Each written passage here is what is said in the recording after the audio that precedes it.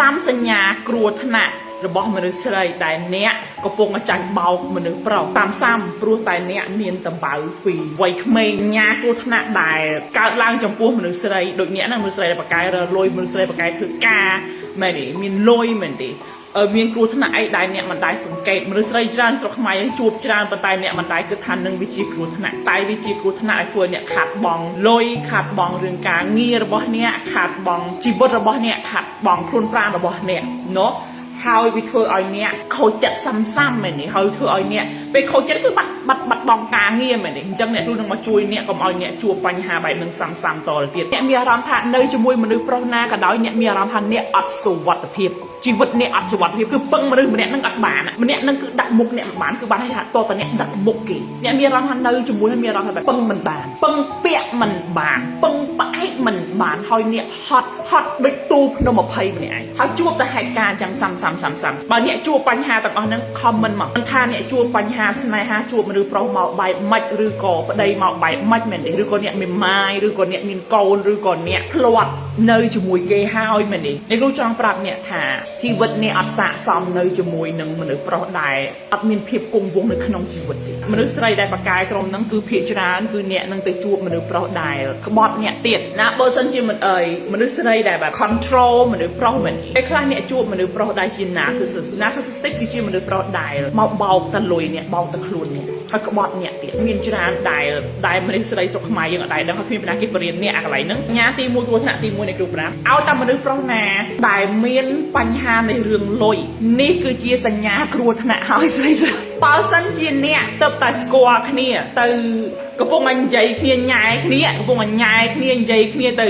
ញ៉ាំបាយជាមួយគ្នាម្ដងពីរដងហើយគេមានបញ្ហារឿងលុយតែម្ដងមកត្អូញរឿងលុយឬក៏មកខ្ចីលុយអ្នកអត់ខ្ចីលុយអ្នកមាននិយាយមានបញ្ហារឿងលុយហើយយកបញ្ហារឿងលុយហ្នឹងមកនិយាយជាមួយអ្នករត់បើមានហើយ share វីដេអូហ្នឹងចេញទៅឲ្យកូនក្មេងខ្មែរយើងមើលផងស្រីខ្មែរយើងមានប្អូន Gen Z and Alpha មកច្រើនណាស់អូយកើតអេតសូអ្នកកើតអេតទៅ5 10 6 10 10 20ឆ្នាំនេះប្រហែល40ប្រហែល%គេដាក់ព័ត៌មានមកអ្នកគ្រូបាត់គក់ទ្រូងបឿក្មេងប៉ុណ្ណឹងមែនហើយអ្នកគ្រូអត់បន្ទោសគាត់ទេ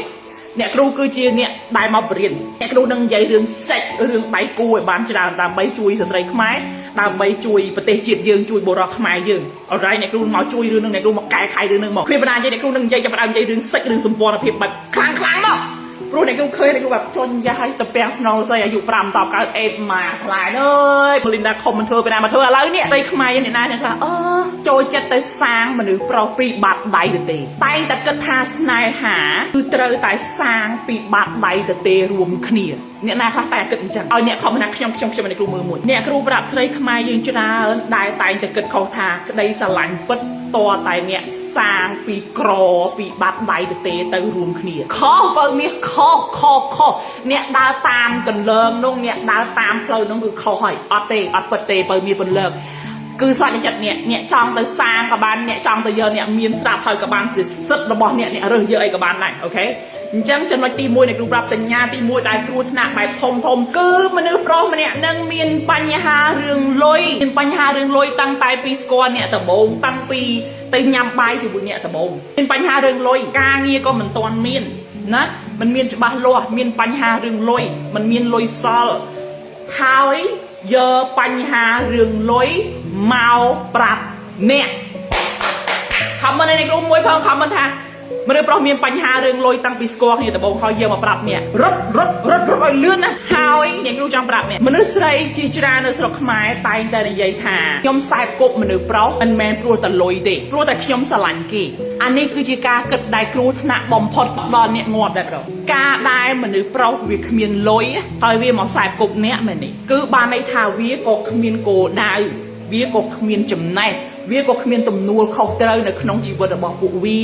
គ្មានវិន័យមានទំនួលខុសត្រូវព្រោះមនុស្សដែលគ្មានលុយជីវិតរបស់គេបរាជ័យគ្រប់រឿងបរាជ័យទាំងការមើលថែខ្លួនឯងបរាជ័យទាំងរឿងចំណេះដឹងខ្វះការខ្វះវិន័យគ្រប់យ៉ាងមិនមែនថាបរាជ័យគឺខ្វះវិន័យគ្រប់យ៉ាងឲ្យមនុស្សដែលខ្វះវិន័យអ្នកគ្រូប្រាប់អ្នកទៅរំពឹងឲ្យគេមកមានទំនួលខុសត្រូវលើជីវិតរបស់អ្នកយ៉ាងមិនកើតឲ្យអ្នកមកយកពួកគេឲ្យធ្វើជាប្តីអ្នកមិនកើតមកធ្វើជាឪរបស់កូនអ្នកមិនកើតបើសំបីតែជីវិតរបស់គេមិនតាំងមានទំនួលខុសត្រូវលើជីវិតគេផងហ្នឹង អ្នកគ្រូអត់និយាយរឿងរូបសម្បត្តិទេអ្នកគ្រូនិយាយរឿងវិន័យនិងទំនួលខុសត្រូវហើយការដែលមនុស្សប្រុសម្នាក់នឹងមានបញ្ហានៃរឿងលុយអ្នកគ្រូមិនដឹងថាពួកវាទៅធ្វើអីមកទេ I don't give a fuck about that មិនថាហែងកើតមកជាកូនអ្នកក្រមិនថាហែងទៅរកស៊ីហើយដួលលំ I don't give a fuck បើហែងមិនទាន់មានលុយហែងទៅរកស៊ីហែងទៅរៀនហែងទៅសាងខ្លួនឯងមកសិនកុំយកបញ្ហារឿងលុយមកប្រាប់មនុស្សស្រីព្រោះវាមិនមែនជាធាតុរបស់ alpha